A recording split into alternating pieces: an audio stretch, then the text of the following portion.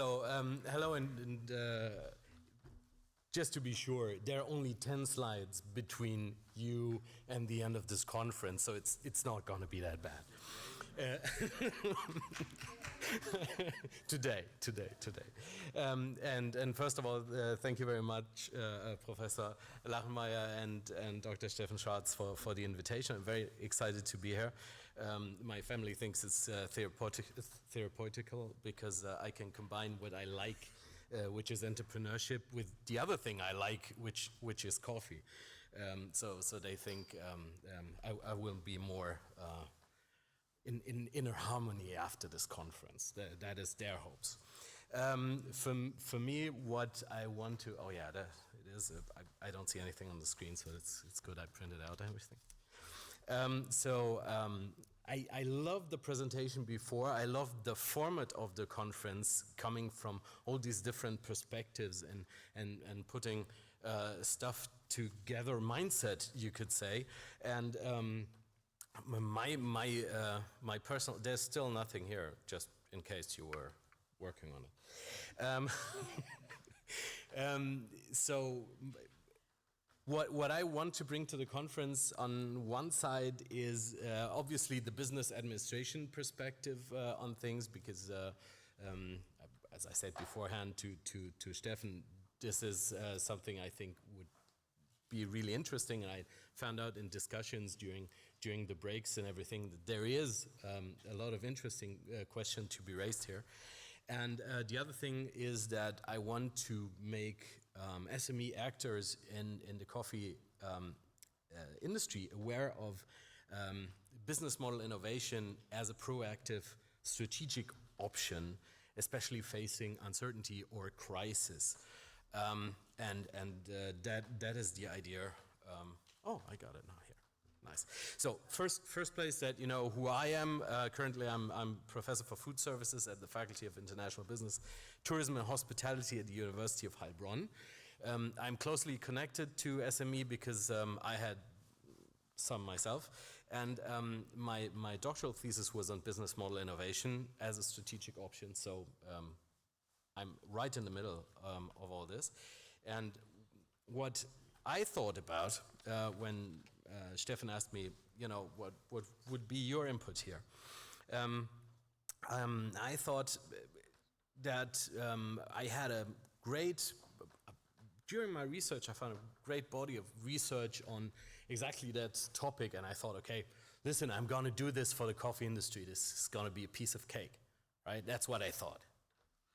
And that was far-fetched.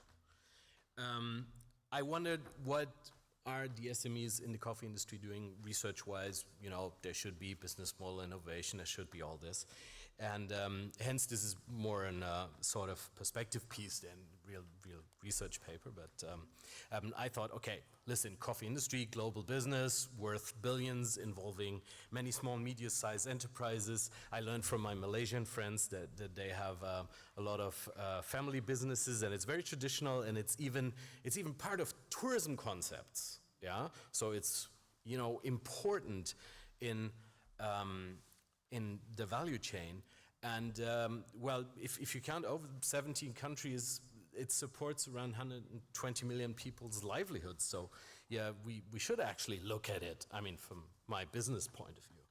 And they all face significant challenges. Lot of mostly social, but also economic, and the topic that went through the whole conference today with the climate change and the environmental challenges that come with it. Unfortunately, I still don't have my comments underneath the slides.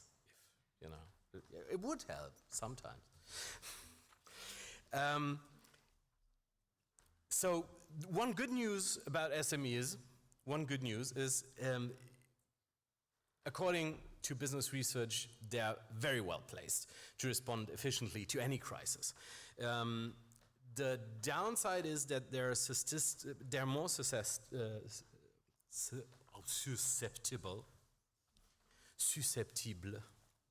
It's easier for me in French, sometimes, to risk due to their restricted resources, which is also a downside because innovation usually needs more resources.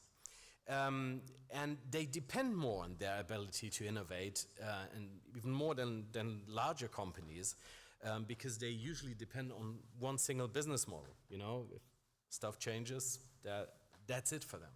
But on the other side, the strong point they have is that they have strong connections with local communities. And this, from a strategic management point of view, gives them, it facilitates strategic alliances within local stakeholders and gives them strength as well. And they are especially quicker and more flexible to adopt innovation. But don't forget, innovation still needs some money. What I liked about the lecture of Professor Kohler before is this human-centered design thinking approach is more or less the practical way of how to innovate after you had all my business model innovation thinking beforehand. Yeah. So you got a method here how to put it into practice. Just for you to have an idea what a business model it can look like, because what I found out in my research is that most SME companies don't, CEOs don't have the idea of strategic management like we have. And they think of business models like back in the 90s, where it was a buzzword that was used when you were presenting your elevator pitch to all the investors, and you had this huge idea of a company going into the internet, revolutionary thing. My parents always said it's never going to go through. Business model has evolved as a concept in business research, and this is one of the examples. I just liked it because of the picture, and it's very famous. It's from Osterwalder and Pineur. By the way, they're both not in business at all. The one is a designer, the other is a computer scientist. So here you go, yeah. But it illustrates that with very easy methods, you can actually visualize business models, something very abstract. How does a company create value? How does they do? And the point is, and what is very similar to the approach that Professor Kohler had, is at the moment you visualize business and how you create value, and at that time you can see it and make changes. And mostly people in SMEs, they just run businesses. They never think about what do we actually do. And so one part of the innovation is to visualize it. Business model innovation is just the activity or process of transforming some of these core elements. And I don't even have time here. This is, yeah. Well, anyways. Forget the left side. We're going to the cool stuff. So what research from SMEs in other domains, especially business, tourism, hospitality, which are could be close to like coffee shops and things like this, found out that actually SMEs don't see so many ways out of problematic situations, crisis situations. The usual strategic approach is very easy. It's either retrenchment. You could see that during COVID, cost cutting, yeah, and then maybe persevering because you think, yeah, it's gonna go up again, and this lockdown is gonna be over sometime, and you might, do debt financing. And from an entrepreneurial point of view, the third one is not nice at all. It's the exit.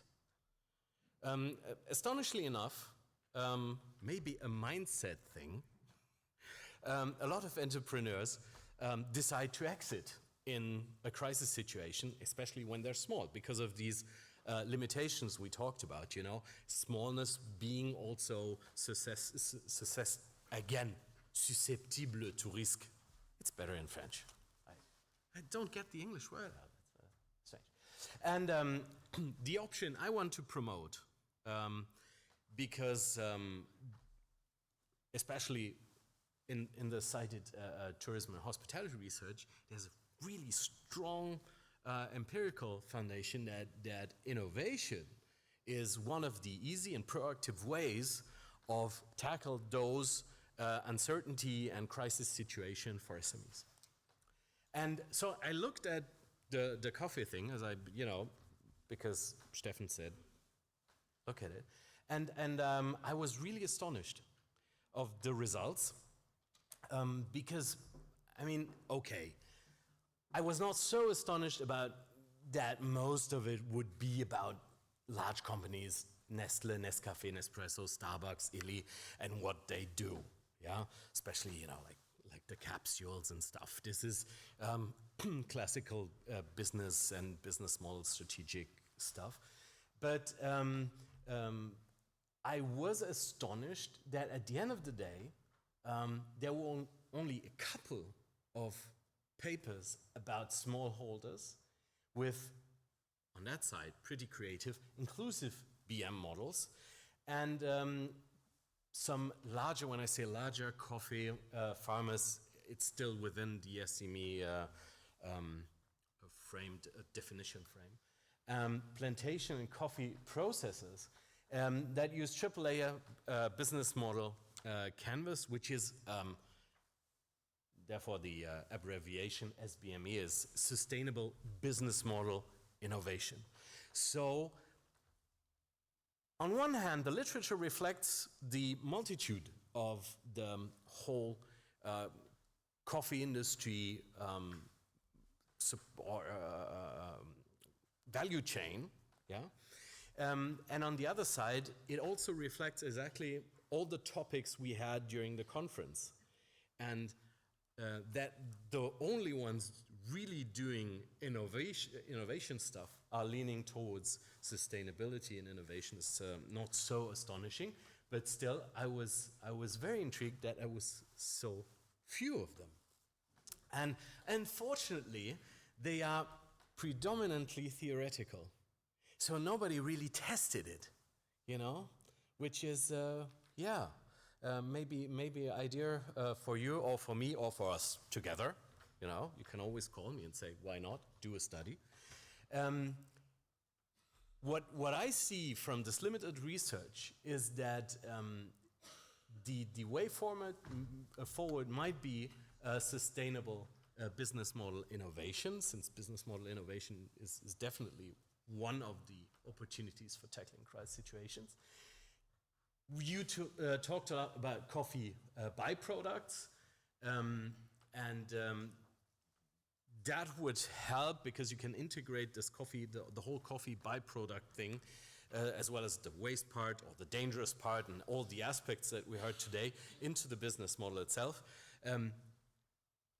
I see your faces. I promised 10 slides. Really? We're at the last one.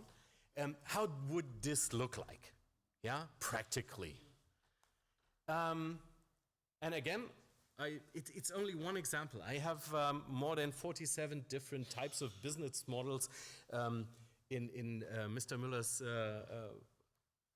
I could have probably talked 20 minutes about your slides, which I love, by the way, where you represent a lot of different typical business model types integrated in the one that you have. But how would it look like? Basically, you can create from an old one where you have one-time sale, see the coffee beans, yeah, one-time sale, and then you have waste, and that's it. That's your value proposition. And you open this business model to what we call a triple layer canvas on the side, because you add sustainability benefits, sustainable goals, the beneficiaries, and then you see it gets this circular movement into the business model, which is the circular economy idea. And leads to a lot of, by the way, cost reductions and additional incomes from energy sources. We heard today from the waste that you can convert to energy and bring back into the company or maybe sell outside. I mean, there are numerous points where you can, start your thing. And the idea for me was to say, this is neither difficult nor expensive. I've seen companies do a proper business model canvas of their business model in a weekend class with a lot of design thinking with Mrs. Kohler. Yeah? And so this could be a very interesting strategic option for coffee sector SMEs navigating crises and uncertainties. For empirical evidence, I must rely on you that we create new studies together and fill all this with empirical evidence. I usually don't put so many sources, but I thought that after Raven said he didn't find anything, and I thought I did all the work. Yeah, I thought I exceptionally include all the references so that you have a better start next time. Thank you very much for your attention.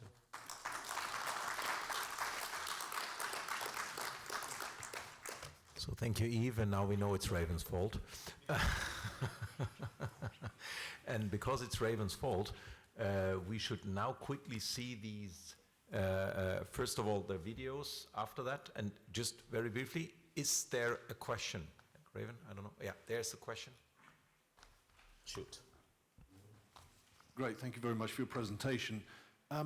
We spent about a year and a half working in the different pieces of a business model and the different stakeholders. What's the best way? Obviously, the next stage is a proof of concept for us, but we also want to be able to communicate what this business model is, and we've looked at whiteboard videos and that sort of thing.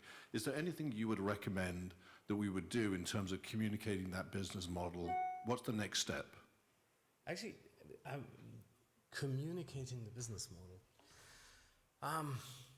Actually, something in between what Professor Kohler said and Mr. Müller, because I think he did a terrific job on putting it on a slide. You know, my approach is, my expertise, unfortunately, to answer and non-answer your question is more in the step before the strategic decision I'm interested in. My personal experience since I failed with enterprises myself, what helped me was these design thinking approaches and afterwards very solid business groundwork, you know. I like the visualization, and then you have the different blocks. And from these different blocks, you can deduce your next steps. You can say, okay, listen, I have a marketing plan to do. So who do I just, normally, let's be honest, you have an SME, very small enterprise, let's say family coffee business, yeah? Not probably what you're planning, but they would just do marketing like in a broad way. They wouldn't know who to address. And if you ask them, who is your customer, the answer will always be vague. After a weekend session where they've found out their business plan, usually with a canvas or something like this, since you include exactly this into one of these modules, it's easier for them then to say, oh yeah, these are my customers, these are the ones I have to address, and I will deduce my marketing plan from there. I don't have a best practice for you, but the model approach with the different parts helped me. But we could work on it. That's why we're here. So that's for tonight then, over a beer. Any or two? Any more questions?